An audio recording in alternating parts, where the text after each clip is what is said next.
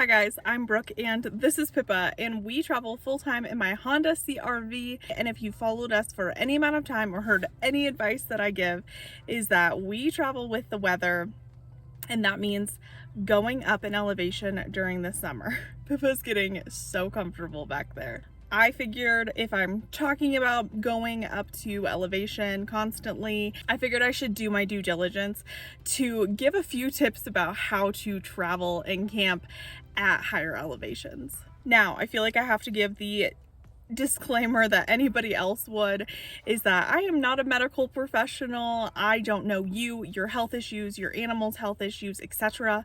So please, please, please be your own advocate and do your own due diligence, asking your own doctor and asking your vet if it is even safe for you or your pet to be traveling at higher elevations. There are a multitude of conditions where high elevation just does not work for certain people or animals. Thankfully, it works for Pippa and I, and we do just fine with it. So these are going to be very general tips.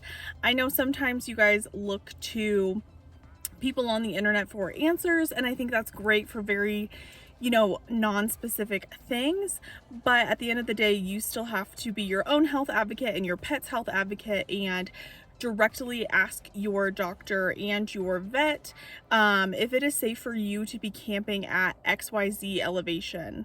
I just felt like I needed to throw that out there. I ask Pippa's vet every 6 months when we go to the vet to refill any medication she has and when she gets her checkups, and they always check her heart, check her breathing, everything, and tell me that she's good to go.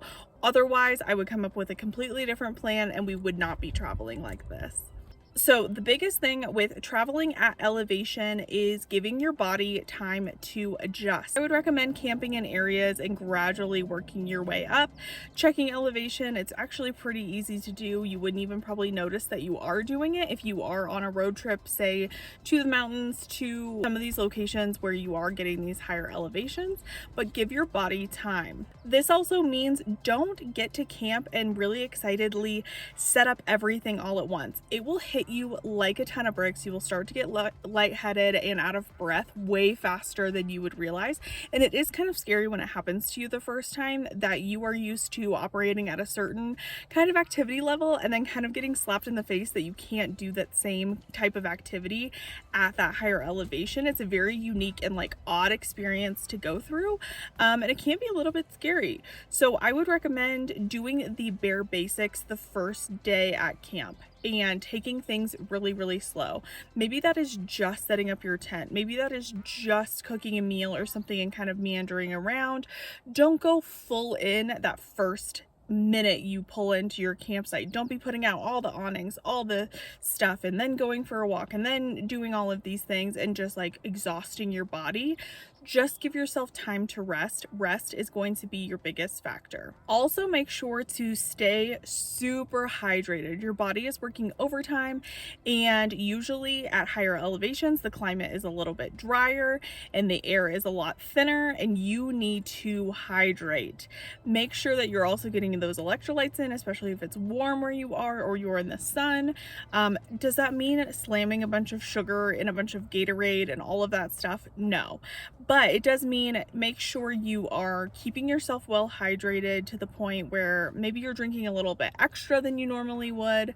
Maybe you're just grabbing a Life Water or a Smart Water or something that has added electrolytes in it. You definitely don't need all of the extra stuff. Just make sure you are keeping yourself hydrated.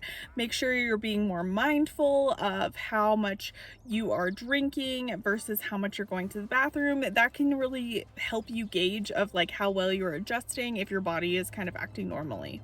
I know that after that bathroom video, people don't like me talking about bathroom stuff, but tracking your pee and especially making sure that you're not dehydrated is going to save you from maybe some more symptoms of altitude sickness. Make sure you are eating well. So your body is burning more calories just to exist. Even if you are just sitting and breathing and reading in a chair, your body is operating in a different environment than it normally is, and it is working a lot harder. You need to up your calories, especially if you are hiking, you are going for walks, etc. Why athletes train at higher elevations, and it's because your body is literally working harder, so you can actually use that to an athletic advantage if you really wanted to. But you also need to make sure that you're upping your caloric intake to meet the needs of that extra work that your body is doing. If you aren't fueling your body and you're not hydrating properly and you're doing more activity than you normally would because you're on vacation or you're traveling, you can put yourself in a really prime position to get altitude sickness if you are not helping keep your body fueled, hydrated, and resting it properly to meet its needs. If you are planning on hiking or walking or doing anything activity-wise more than you normally would, or if you're just concerned about, shortness of breath, etc., or that you may have trouble at those higher elevations, there are oxygen booster canisters that you can buy literally anywhere. They're at Walmart, Walgreens, CVS, camping stores, etc., that you can get to help supplement your oxygen, and it just gives you that little bit of a boost. I always carry one with me in the car just in case I feel lightheaded, because I am the only person in our scenario. I'm traveling by myself, so if I were to ever pass out or something, it would not be obviously a good situation. So I just always make sure that if I am feeling lightheaded, I just take a quick little puff of it and make sure that I am acclimating myself, especially when I do get to those higher elevations if I haven't been there in a while. They're super easy, they're super lightweight. I have actually told this story before, but I had a friend who was super athletic. They had been working out around like 9,000 feet that we were traveling at. We were up outside of Colorado Springs, and they were like expert campers and even brought their Peloton with them and they were Pelotoning in the woods. It just cracked me up. They were hilarious. But we went up to Pikes Peak, which is much higher elevation, and she wanted to do all this hiking and things like that, and she started to get really sick up there. And luckily I had my oxygen canister. They had not brought anything like that with them, and that's what eventually helped her get through her little lightheaded moment and everything like that, so we could continue touring Pikes Peak. And it was just one of those things that things can happen really quickly, even if you are athletic, even if you are thinking you're prepared and acclimated. Doing those high jumps in elevation can affect anybody, no matter what type of activity level your body is used to. Along with that, you need to advocate for yourself, especially if you are in a group. Like with that story, I told that couple that, hey, I'm not as athletic as you. If I need to, I'm going to take breaks. I'm going to go sit down. I need to watch the dog closely, etc. You need to be listening to your body, listening to the signs, especially if you're in a group. I think we've all had a story where we felt peer pressured, where we've gone a little bit farther or done a little bit too much because we felt like we needed to keep up with a group.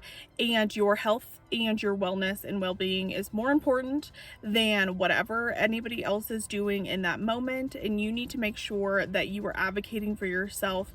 And even if you feel like you're missing out a little bit, I promise you at the end of the day, it is going to be way less of a big deal if it just took you a little bit longer to get to a scenic overlook than having to go to the hospital or having something happen to you where you pass out or this or that. You can potentially get injured or hurt. I've had plenty of situations like that in my life where I have gone on vacation with people who are more athletic than me or think they're more prepared, and at the end of the day, I have to be okay with going at my pace and my body's activity level and knowing my limits, and just being okay with doing as much of the activity that I can and going forward from that. I know my previous health conditions. I know what my body has previously been through. I know previous injuries I could reflare, and I have to be my own advocate even if I do miss a few cool views.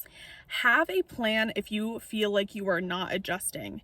If it's been a couple days and you are still feeling awful and this and that, have a plan of what to do. The only cure for altitude sickness is literally to go to a lower elevation. So if that means knowing which campsites you will go to, knowing where you are going to drive, knowing that you have a budget to stay in a hotel or something like that at a lower elevation to help yourself recover if you do not adjust the way that you think that you might. You don't want to be miserable and ruining your time on the road just because of altitude sickness. The next thing is not so fun, but be very aware of alcohol and caffeine. So I know when people go camping, they like to make their morning coffee and they like to end the night with a cocktail. I totally get it. I totally understand, and I'm not trying to trample your fun camping summer plans, but at the end of the day, both caffeine and alcohol really can dehydrate your body. You will feel the effects of caffeine and alcohol much greater at a higher altitude than you would at a lower altitude that your body is used to. It's kind of like if you've ever drank in a hot tub, all of a sudden you go from normal to completely intoxicated super quick. I don't drink anymore, but I do have a caffeine problem, and I have accidentally gone too far with either energy drinks or just my morning coffee by making too much, and all of a sudden my heart will start to race and I feel like I can't quite catch my breath. And it is just that wake-up call that you need to be really careful with caffeine and alcohol, not only because it can dehydrate you, but you may not be expecting the effects to hit you as hard, or you may not have even the same tolerance you have at sea level or another altitude that your body is used to. So just be completely aware to take it slow. I'm not saying don't have your morning coffee or don't have your nightly cocktail, but at the end of the day, maybe just take it a little bit slower than you normally would. And the last tip I have for you is that the sun and UV power is so much greater at higher altitudes. So please, please, please wear and bring your sunscreen. Make sure you're reapplying it, especially if you are outdoors, if you are swimming, if it is hot outside and you're sweating, because you can get burnt very, very quickly without even realizing it. And obviously you don't want to spend your trip sunburned and feeling like you were out of breath the entire time. Just remember to reapply that sunscreen and make sure you just have it on. Even if it's cloudy, you know how that goes. You can still be affected by the UV, and you just don't want to end up miserable or taken off guard when you lay in bed at night and all of a sudden you can't get a great night's sleep because you have a sunburn from being outside all day. I know that these tips, like I said, are very general, but it's just something to be aware of and to make sure that you are prepared when you go camp or travel at higher altitudes. It can be a really great option in the summer, obviously, to stay cool and to see some really gorgeous and beautiful views, but also at the same time, it does come with a little bit of safety precautions, and I want all of my followers and all of the people who watch my videos to be safe and to have a great time. And these are just things to be aware of and to help you adjust a little bit better so you can go to some of these places. And I will see you guys on the next one. Bye!